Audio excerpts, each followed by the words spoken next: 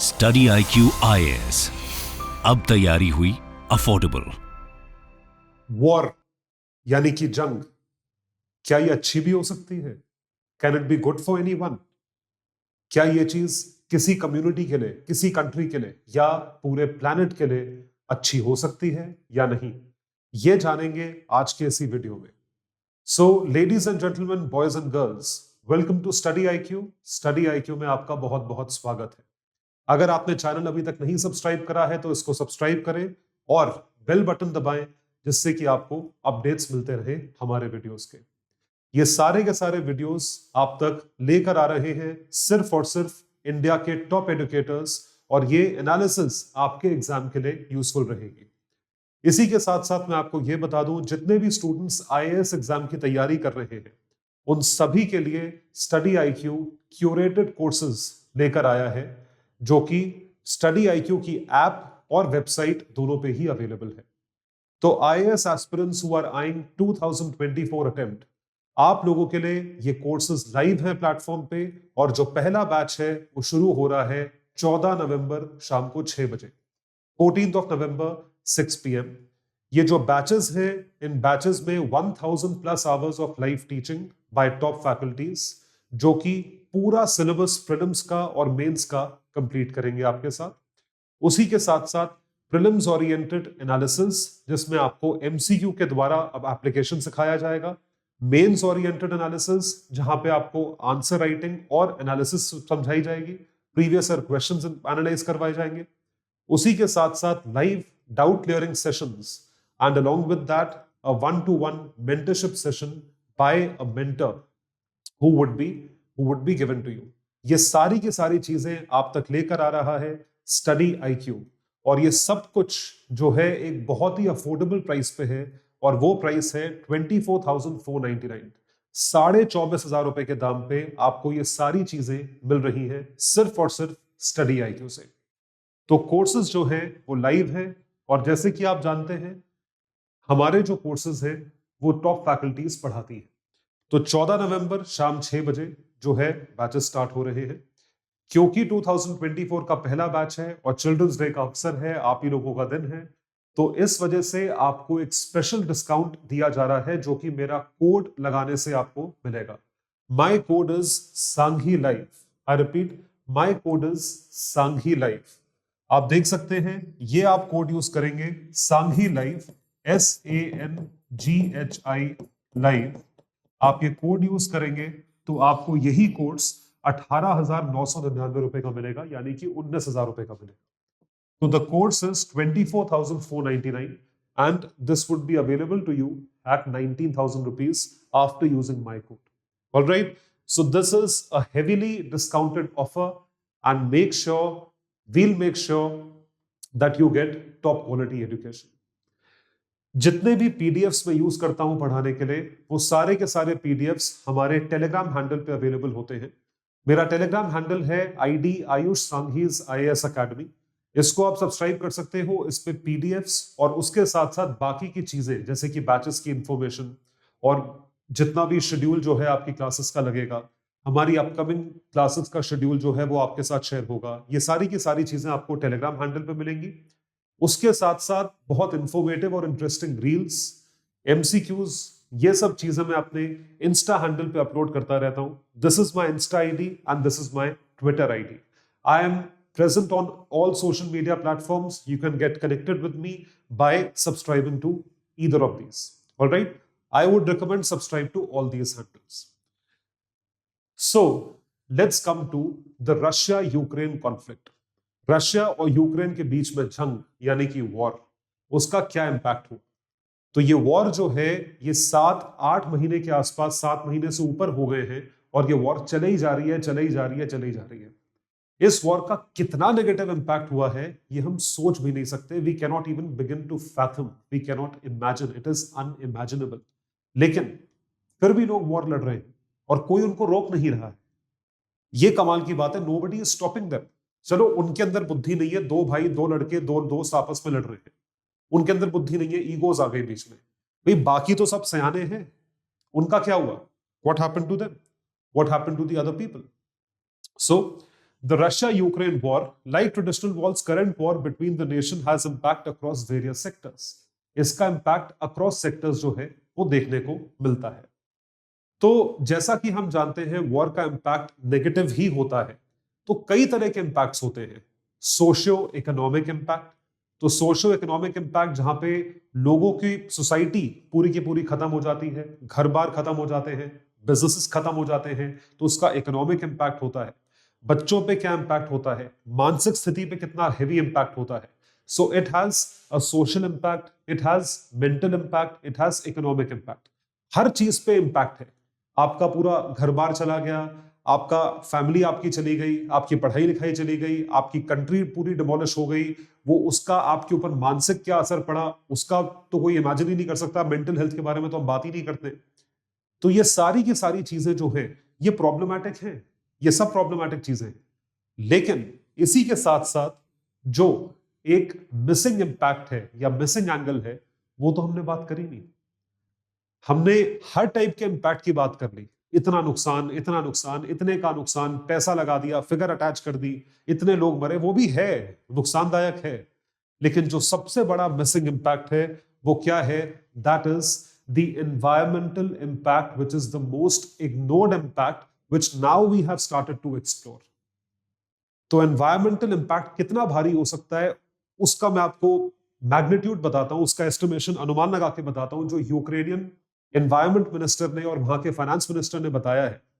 अगर टोटल मिला के उसका इंपैक्ट लगाया जाए तो इतने बिलियन डॉलर का इंपैक्ट है। So it is impacted by 36 billion Euros.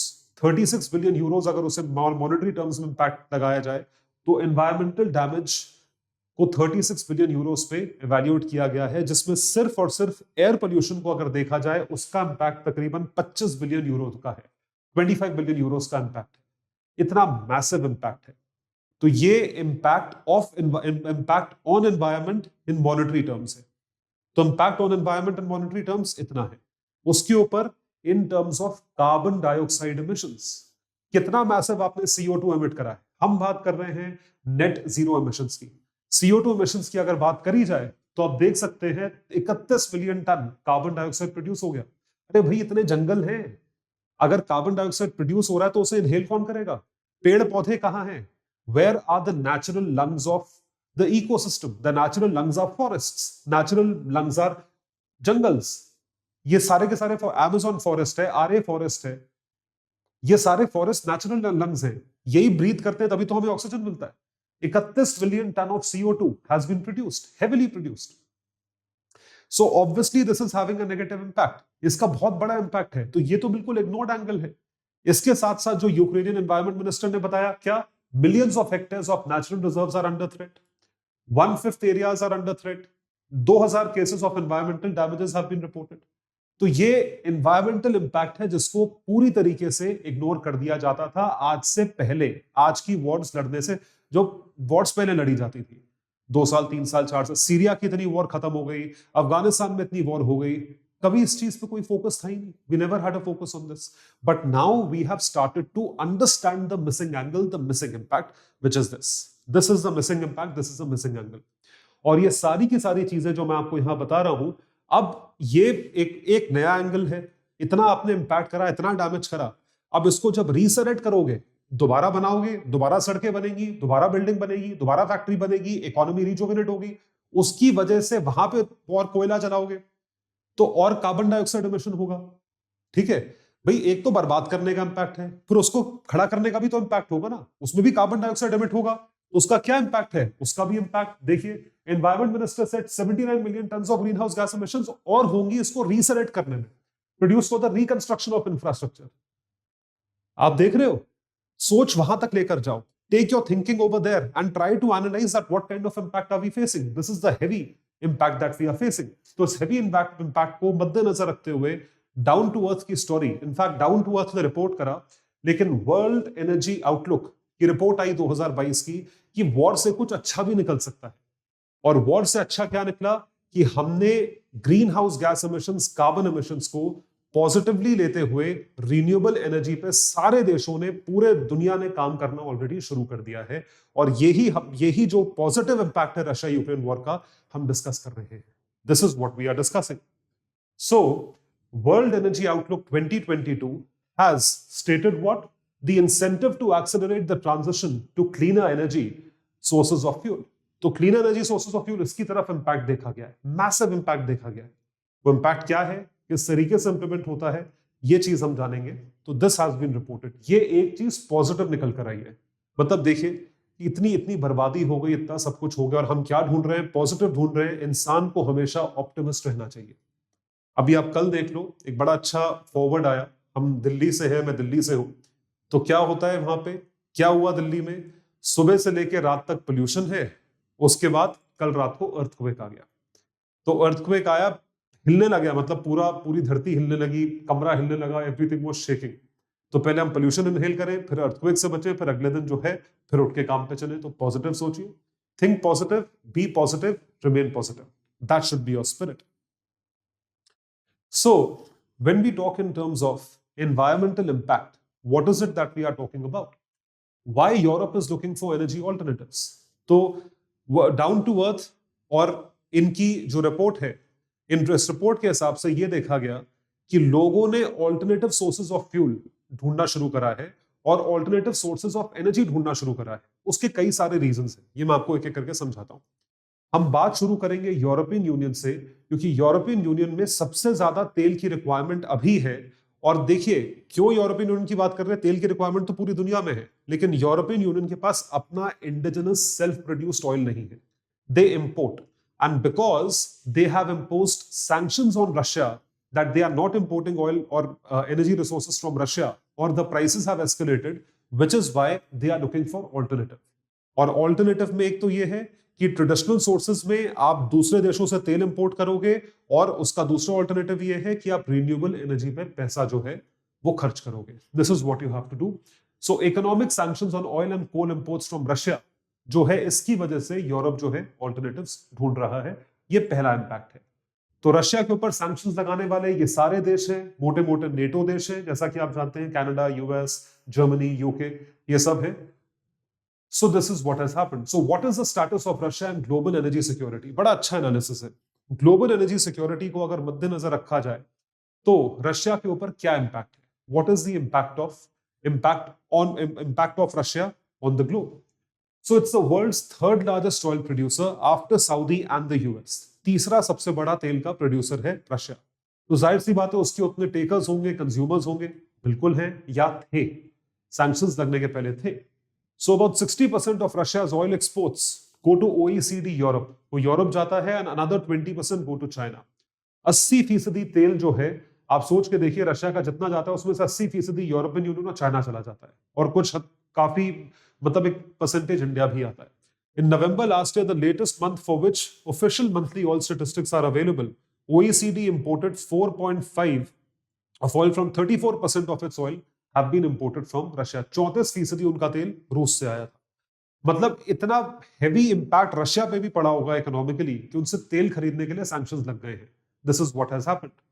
So the European oil imports में आप देख सकते हैं 34-35%, रफली 1/3 of oil imports of European union were from Russia, जो कि अब बहुत कम हो गया है. एकदम बंद नहीं हुआ है, लेकिन बहुत कम हो गया है. So this dependence and consequent sanctions of Russia has forced nations to look for alternatives. मतलब हमारी जो स्टोरी है वो बिल्ड हो रही है ऑल्टरनेटिव्स की तरफ. तो ऑल्टरनेटिव्स जो है वो सारे के सारे खोजना चाहेंगे. क्यों खोजना चाहेंगे? क्योंकि भाई साफ बात है, बिना एनर्जी के आपका देश नहीं चल सकता. यूरोपियन यूनियन में जो आपकी स्कैंडिनेवियन कंट्रीज है, जो नॉर्डिक कंट्रीज है, जो नॉर्थ पार्ट ऑफ यूरोप में कंट्रीज है, अभी ठंड बढ़ गई है वहां पे, और ठंड होगी, स्नोफॉल होगी. आपको हीटर चाहिए, हीटर चलाने के लिए तेल चाहिए. It's as simple as that. Do you have those many resources? Do you have that much oil? Do you have that much energy? Is the question. So why Europe is looking for energy alternatives? पहला reason था Russia के ऊपर sanctions. दूसरा reason है heat demand in the winter, क्योंकि सर्दी हो जाएगी. और तीसरा रीजन है पैंडेमिक के बाद इंडस्ट्रियल रिवाइवल है, तो इंडस्ट्रीज जब चलेंगी तो उनको भी एनर्जी की रिक्वायरमेंट है, बिजली सबको चाहिए. तो यूरोप जो है वो इस तरफ देख रहा है. इस वजह से यूरोप ने इन्वेस्ट करना शुरू करा है alternative sources of energy में. It has started to invest on alternative sources of energy. तो जो ये नैरेटिव है, जो पूरा डिस्कशन शुरू हुआ, wider relevance of crisis, तो क्राइसिस हुई रशिया यूक्रेन की, उसकी रेलेवेंस क्या है? It forced us to examine energy use, कि हम एनर्जी कितनी यूज करते हैं, उसकी कितनी एफिशिएंसी हमारी लाइफ में है, और उसका इंपैक्ट हमारे ऊपर क्या है, उसका इंपैक्ट एनवायरमेंट के ऊपर क्या है। इन चीजों पे हमने सोचना शुरू करा, और इस सोच के तहत हमने कई सारे एक्शंस लेने शुरू करे जो ग्लोबल लेवल पे दिखते भी हैं। So what are those actions? Let's have a look. वो एक्शंस देखेंगे। तो जैसा कि आप देख पा रहे हैं, रीपावर यूरोपियन यूनियन एक इनिशिएटिव है। सो अब मैं आपको इनिशिएटिव्स बताऊंगा जो ग्लोबली लिए जा चुके हैं, और क्यों लिए जा चुके हैं, ताकि कार्बन डाइऑक्साइड के एमिशंस कम हो, net zero emissions. Carbon emissions कम हो, या कार्बन एमिशंस जो है वो कंट्रोल्ड हो, या कार्बन एमिशंस को पार करने के लिए या ऑफसेट करने के लिए आप उतने पेड़ उगाएं। तो अगर उतने पेड़ अभी नहीं उग सकते तो आप उसका एमिशन जो है वो कम करोगे। उसके लिए रीपावर ईयू नाम का इनिशिएटिव है, जो कि dependence on Russian fossil fuels के बाद ईयू ने लिया, and make further advances in tackling the climate crisis. Focus किस पे है? RE यानी कि renewable energy. The focus is on renewable energy sources. तो 45% कंजम्पशन ईयू का जो है वो RES, रिन्यूएबल एनर्जी सिक्योरिटी से हो जाएगा 2030 तक। इतना ये टारगेट लेकर चल रहे हैं, एम्बिशियस टारगेट है। मतलब ऑलमोस्ट आधा कंजम्पशन आपका जो है वो कहां से आएगा? रिन्यूएबल एनर्जी सोर्सेस से आएगा। आप सोच के देखिए कितनी बड़ी बात है। इतना बड़ा यूरोपियन यूनियन, इतने सारे देश, इतने सारे लोग, अगर वो इतना अचीव कर ले, क्योंकि इसमें सब कुछ आता है, industrial use, domestic use, cooking use, transportation use, हर टाइप का एनर्जी सिक्योरिटी आपको, आप आधा जो है वो मीट कर लोगे। दूसरा है, अमेरिका ने इस चीज पे ऑलरेडी लॉ बना दिया है। US has made a law on this. So the name of the law is inflation reduction act 2022। बड़ा इंटरेस्टिंग लॉ है। तो यूएस ने क्या बोला? उन्होंने भी climate security, climate energy security के ऊपर एनालिसिस जो है वो बहुत अच्छा करा है। So it aims to curb inflation by reducing the deficit. Inflation एक दूसरी चीज है, लेकिन क्लाइमेट पे इंपैक्ट क्या है? And investing into domestic energy production, मतलब अपनी कंट्री में energy production while promoting clean energy. तो क्लीन एनर्जी की तरफ जो है वो इन्वेस्ट कर रहे हैं, जिसमें उन्होंने सैंक्शन कितना करा है? Over a period of some years approximately $400 billion का सैंक्शन जो है वो किया गया है। उसके लिए स्पेशल लॉ बनाया है। ये है लॉ बनाने से क्या होता है, अब आप, सरकार ने अपने आप को लीगली बाउंड कर लिया। तो अगर आप अब कानून नहीं फॉलो करते हो तो पार्लियामेंट में सवाल उठेगा। People can file a suit against the government कि आपने नहीं एलोकेट करा। लॉ का बड़ा फायदा होता है। तो देखिए ये यूएस का एक्शन है। उसके सिवा COP summits, so conference of party summit, तो COP26 जो पेरिस अग्रीमेंट हुआ था, पेरिस समिट हुआ था, उसमें फोकस क्या था? उसमें फोकस था एनर्जी सिक्योरिटी, उसमें फोकस था क्लीन एनर्जी। COP27 में उन्होंने बोला सोचने से कुछ नहीं चलेगा, क्लीन वीन बहुत हो गया, अब बातें ही कर रहे हैं। Now is the time to implement and act. और ये आप लोगों के लिए लाइफ लेसन है, हमेशा याद रखिएगा। दैट सिर्फ सोचने से या बोलने से नहीं होता है, एक्ट ऑन इट, करके दिखाओ, शुरू करो, शुरू तो करो। आपको लग रहा होगा कि आईएएस तैयारी बहुत मुश्किल है, पहाड़ है, एवरेस्ट है, कैसे चढ़ेंगे?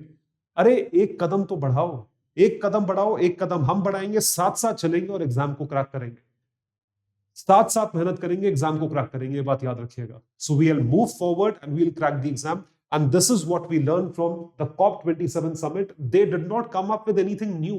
They said that we have already had multiple talks. Now is the time to act and implement. Now is the time to implement. So, this is what was stated by COP27. So, steps towards attaining the world's collective climate goals. COP27 का है accelerating effort to achieve. क्या है कि आपको 1.5 degree Celsius से temperature जो है वो कम करना है। मतलब टेम्परेचर जो है गर्मी की वजह से बढ़ता जा रहा है, इसको कम करना है under Paris agreement. Paris agreement जो COP26 में हुआ था। और ग्लासगो पैक्ट का एम क्या है कि 2020 को डेकेड ऑफ क्लाइमेट एक्शन में कन्वर्ट करो। This is what is due to happen. So the time is to implement and act. The time is not to think, the time is not to document, the time is not to just keep speaking. वो जो Greta Thunberg ने बोला था कि बोलते बोलते बोलते बोलते बोल ही रहे हो, how day you speak, act on it, करके दिखाओ। अब इसकी वजह से इतने सारे इनिशिएटिव्स देखिए लिए जा चुके हैं, चाहे वो अमेरिका हो, चाहे वो कॉप हो, कॉप के कितने सारे मेंबर्स हैं, चाहे वो ईयू हो। तो इसकी सिल्वर लाइनिंग, मतलब पॉजिटिव क्या निकला इससे? तो पॉजिटिव ये लिखना, global demand for fossil fuel will exhibit a peak और प्लेटो। पीक मिल दिन दिखेगा इसमें, या तो पीक दिखेगा, पीक का मतलब या तो ये राइज करेगा डिमांड, या ये प्लेटो कर जाएगी, मतलब और ऊपर आगे नहीं बढ़ेगी। अच्छी बात है। near the end of this decade. So this is what we are targeting. Followed by that, investments have been started to be done in renewable energy. Very very very very important, बहुत जरूरी है इसकी तरफ पैसा खर्च करना. और तीसरा है कि आप एजेंसी के हिसाब से renewable energy installation broke new records in 2021. मतलब एक्शन हो रहा है, दिख रहा है, which are expected to rise by 8% by the end of 2022. 8% से बढ़े, यानी कि आपने रिकॉर्ड ब्रेकिंग इन्वेस्टमेंट किया है. अब इन्वेस्टमेंट अगर कर रहे हो तो उसका कुछ ना कुछ इंपैक्ट तो होगा. It would lead to the impact. Yes, तो इतने सारे एक्शन हुए रिन्यूएबल एनर्जी की तरफ, प्लस आपने रशिया पे सैंक्शंस लगा दिए, तो उसका क्या कॉन्सिक्वेंस हुआ? जो रशिया पहले पूरी दुनिया को 30% के आसपास तेल सप्लाई कर रहा था, या उसकी इकोनॉमी जो है उतनी संख्या से या उतना ऑयल एक्सपोर्ट करने से चल रही थी, उसका अब जो है आधा एक्सपोर्ट हो रहा है. और देखिए ओवरनाइट टेबल्स कैसे टर्न होती है. कभी घमंड नहीं करना चाहिए. Russia share of internationally traded natural gas में ड्रॉप फ्रॉम 30% टू 15% इन 2030. तो 30 से 15% आ जाएगा. आप भाई नॉर्मली बंदा आगे देखता है उसका बिजनेस बढ़ना चाहिए या कम होना चाहिए? बिजनेस आधा हो जाएगा करंट सिचुएशन में, और ये 10% भी जा सकता है. और वो डिपेंड करता है कि हम रिन्यूएबल एनर्जी पे कितना खर्चा करते हैं. So depends on this. This is a strong consequence, and this is a consequence that every country और एवरी पर्सन मस्ट रियलाइज कि हमारा ऊपर मतलब कुछ बहुत टेम्पररी चीजें हैं. So scientist, green activist, inventors, सबने क्या बोला कि आप जो है आप रिन्यूएबल एनर्जी पे इन्वेस्ट करो. तो रिन्यूएबल एनर्जी पे इन्वेस्टमेंट कैसे शुरू हुई है? विंड, सन, जियोथर्मल, हॉट वाटर, डिपेंडिंग कि आपकी कंट्री में कौन सा रिसोर्स अबंडेंस में अवेलेबल है. तो रिन्यूएबल एनर्जी जो है वो बेसिकली क्या कर रहा है, एक आदत बनेगा पहले कंट्रीज और गवर्नमेंट्स का, और फिर धीरे धीरे धीरे धीरे हमारा. तो it is a kind of a behavioural change. जैसे बिहेवियर चेंज हुआ, टाटा स्काई आया, हमारा बिहेवियर चेंज हुआ. जियो आया, हमारा बिहेवियर चेंज हुआ. हमने और वीडियोस देखना शुरू करे, हमने और डेटा कंज्यूम करना शुरू करा, हमने स्टडी आईक्यू के चैनल को सब्सक्राइब करा, हमने उसमें और वीडियोस देखे, हमने फिर कोर्सेज लिए, हमने उसमें पढ़ाई करी, और हमने एग्जाम क्रैक करा. उसी तरीके से जो रिन्यूएबल एनर्जी का यूज है उसकी तरफ क्या है, उसकी तरफ आपका बिहेवियर चेंज हो रहा है. It is leading to a behavioural change, changes in behaviour alongside the state sponsorship of alternatives. This is what has happened. ये चीज हुई है, और इसी चीज का फायदा जो है वो मिलेगा आगे चल के. इसके दो एग्जांपल्स मैंने बड़े अच्छे लिए आप लोगों के लिए. सबसे पहला है car example. Car example, cars जो तेल डलवाते हैं हम, पेट्रोल, गैस, ये सब डलवाते हैं. तो आप समझ ही गए होंगे मैं किस चीज पे आने वाला हूं. तो they are called as gas guzzlers, क्योंकि तेल जलता है तो कार्बन डाइऑक्साइड एमिट होता है, कब ग्रीन हाउस गैसेस एमिट होती है, तो they are called as gas guzzlers. Car industry की डिमांड बहुत कम हो गई, गिर गई. क्यों? क्योंकि उसका ऑल्टरनेटिव ईवी आ गया, इलेक्ट्रिक व्हीकल आ गया, और अब वो अफोर्डेबल सेगमेंट में भी आ गया. एक कॉन्सेप्ट है, एक कॉन्सेप्ट के नाम की कैब्स इंट्रोड्यूस हुई है, blue concept, blue smart taxi. जरूर आप उसकी ऐप डाउनलोड करिएगा, बहुत लिमिटेड बेसिस पे चलती है अभी. तो blue taxi, blue smart taxi, जो कि ईवी है, टाटा की ईवी है, जो सिर्फ कैब सर्विस प्रोवाइड करते हैं, और उसका एनवायरमेंटल इंपैक्ट जीरो. और बाकी जो गाड़ियां चलती है, उबर ओला भी चलती है, वो भी गैस पे चलती है, सीएनजी पे चलती है, वो तेल पे नहीं चलती. तो ऑलरेडी कैब इंडस्ट्री में जो ट्रांसपोर्टेशन है हमारा, दिल्ली का ही अगर देख लीजिए, जो लोकल ट्रांसपोर्टेशन है, वो सारा का सारा ट्रांसपोर्टेशन सीएनजी पे है. चाहे वो मेट्रो हो, बिजली पे चलती है, चाहे वो बसेस हो, चाहे वो ऑटो हो, चाहे वो गाड़ियां हो, टैक्सियां हो, ये है. तो car industry changed overnight as US car manufacturers saw a sharp decline in the gas guzzlers. Japanese and other importers quickly took the market share. एक सेकंड में ले लिया, क्योंकि उन्होंने ऑलरेडी रिसर्च करी हुई थी उस चीज पे. उन्होंने ऑलरेडी रिसर्च करी हुई थी कि भाई अब इस चीज की डिमांड गिरेगी, लेकिन किसी और चीज की डिमांड बढ़ेगी, तो हम ये चीज ऑफर कर देंगे. So there was a shift of balance in the automotive industry away from the US towards more fuel efficient models, कि आपको ज्यादा माइलेज दो. तो यही कॉन्सेप्ट इंडिया में इंट्रोड्यूस हुआ है. BS4, BS5, BS6, यही सारे तो स्टैंडर्ड्स आए हैं. This is what has happened. दूसरी केस स्टडी है डेनमार्क की. Denmark is again, you know, it's a Scandinavian country, northern part of Europe में.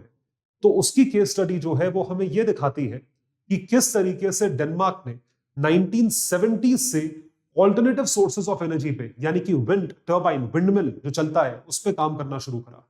उसने लोगों, क्योंकि बिहेवियर था नहीं लेकिन गवर्नमेंट चाहती थी, तो उन्होंने लोगों को इंसेंटिव दिया कि आप विंडमिल की एनर्जी यूज करिए, हम आपको एनर्जी फ्री ऑफ कॉस्ट देंगे. सब्सिडी दी, उसमें खरीदनी नहीं पड़ेगी. तो गवर्नमेंट ने सारी कॉस्ट अपने कंधों पे बेयर करी, पूरा सरकारी बजट पे इंट्रोड्यूस हुआ, ये चीज हुई. तो अब ये हो गया है, now it has become a net exporter of electricity. और वो इलेक्ट्रिसिटी कैसे प्रोड्यूस हुई है? रिन्यूएबल एनर्जी सोर्सेज से। So, to encourage investment, families were offered a tax exemption for generating their own electricity locally. आपको टैक्स देने की जरूरत नहीं है और आप जो खरीदोगे वो भी आपको फ्री मिलेगी. So, some families bought their own turbines, most purchased shares in cooperative-owned community wind turbines, or now wind power produced the equivalent of 42% of Denmark's total electricity consumption. सोचो कितनी बड़ी अचीवमेंट है. तो इन केस स्टडीज से मैं आपको ये बताना चाह रहा हूं कि ऑलरेडी दुनिया में जो इंपैक्ट करना चाहते थे वो इंपैक्ट लोग ला रहे हैं. That impact is coming on the people. So what is the take away? That rapid transition away from oil. Hope तो ऑयल की तरफ जो ट्रांजिशन था, अब वो जो है वो रिन्यूएबल एनर्जी की तरफ जा रहा है. It is moving away from oil. So it is similar to the present day scenario where we are moving towards energy conservation. ये चीज हो रही है. अब आते हैं भारतीय एंगल पे कि इंडिया के क्या एफर्ट्स हैं. We should know about India in particular. तो थोड़ा इसका एनालिसिस मैं आपको बताता हूं, फिगर्स बताऊंगा, ध्यान से सुनिएगा. भारत ने भी इसमें बहुत सारा कंट्रीब्यूशन किया है, क्योंकि हमारे प्रधानमंत्री का टारगेट क्या है या सपना है 2070 तक नेट जीरो एमिशंस हो जाए. तो उसके लिए हमने कितनी कैपेसिटी ऑलरेडी इंस्टॉल करी है, आइए देखते हैं. सोलर एनर्जी जो है 41 gigawatt. Breakup of different total energy already installed from different renewable sources. तो अलग अलग रिन्यूएबल सोर्सेस से क्या है आप देखिए. 41 गीगावाट सोलर एनर्जी जो है इंस्टॉल करी गई है. 39.44 गीगावाट विंड एनर्जी के रूप में इंस्टॉल कर दिया गया है. 10 is biomass. 4.79 small hydro power. तो ये सारी की सारी चीजें जो है दीज आर ऑलरेडी इंस्टॉल्ड. इतनी कैपेसिटी इंस्टॉल्ड है. तो present status of India with respect to renewable energy 103 gigawatt share of renewable energy in electricity installed capacity, जिसमें से 38, तो मतलब टोटल एनर्जी में से 38.27%, 38.27% share of renewable energy in electricity installed capacity already there. और electricity generated by renewable energy कितनी है? तकरीबन 27% है, 27%. और देखिए हमारे initiatives renewable energy in India. So क्या टारगेट है? Target net zero carbon emitter by 2070. ये प्रधानमंत्री ग्लोबली कमिट करके आए हैं. 500 गीगावाट हमें प्रोड्यूस करना है. अभी हम लोग जो है वो कहां पे हैं? वी आर एट, अभी जो है right now we are at the stage 103. We have to become 5 times of what we are. अब क्योंकि 5 गुना बनना है तो हमने आज तक क्या इनिशिएटिव्स लिए हैं? What initiatives have we taken? Have a look. So government policies. The first is International Solar Alliance, which is a joint effort between India and France to do what? To produce solar energy. हमारी एक tropical country है, तो यहां पे solar energy का बहुत massive scope है. तो जिस चीज का स्कोप है वो करो, use it. This is highly important. PLI scheme to support manufacturing. Production linked incentive scheme, कि यदि आप रिन्यूएबल एनर्जी मैन्युफैक्चर करके यूज करते हो तो हम आपको इंसेंटिव देंगे. इंसेंटिव किसी भी रूप में हो सकता है. टैक्स एग्जम्पशंस के रूप में हो सकता है, एक्साइज ड्यूटी एग्जम्पशंस में हो सकता है, इंपोर्ट एक्सपोर्ट ड्यूटी के तौर पे हो सकता है. उससे एक तीर दो निशाने हैं. एक तो मैन्युफैक्चरिंग एनकरेज होगी, मेक इन इंडिया का टारगेट पूरा होगा. दूसरा, it will not have a carbon footprint. Carbon dioxide emit होगा ही नहीं. उसके बाद green hydrogen mission. Green hydrogen के बहुत फायदे हैं. So better security than commercial fuels, faster refuelling time than battery vehicles. ठीक है, excellent energy carrier, economically competitive, और सबसे बड़ी बात है क्लीन फ्यूल है. इसका टारगेट है to meet the climate targets and making India green hydrogen hub. ये हम करना चाहते हैं. उसके बाद green term ahead market. So greening in Indian short term power market. This is what we are trying to achieve. कहने का मतलब ये है that we are going towards green cleaner world. तो renewable energy is the energy of the future, जिसकी तरफ हमारा target है, जिसकी तरफ दुनिया आज की डेट में टारगेट कर रही है. और टारगेट करना भी चाहिए. उसका रीजन ये है that we have to make sure that we are not dependent on the other countries. जैसे कि रशिया हो गया, सऊदी हो गया, ईरान हो गया. हम इन पे डिपेंडेंट नहीं है, पहली चीज. और दूसरा, हम एनवायरमेंट के बारे में भी सोच रहे हैं. तो इसका इकोनॉमिकल इंपैक्ट भी पॉजिटिव होगा, एनवायरमेंटल इंपैक्ट भी पॉजिटिव होगा. और दोनों के दोनों पॉजिटिव इंपैक्ट्स एक खुशी देंगे एंड एक सैटिस्फैक्शन देंगे that we have been able to give a sustainable world, a cleaner world, a good world to our future generations. ये हमने दिया है. तो क्या वॉर का कोई पॉजिटिव इंपैक्ट भी हो सकता है?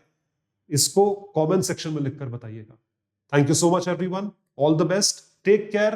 Keep thinking, keep analysing and keep studying. Study IQ IAS। अब तैयारी हुई अफोर्डेबल।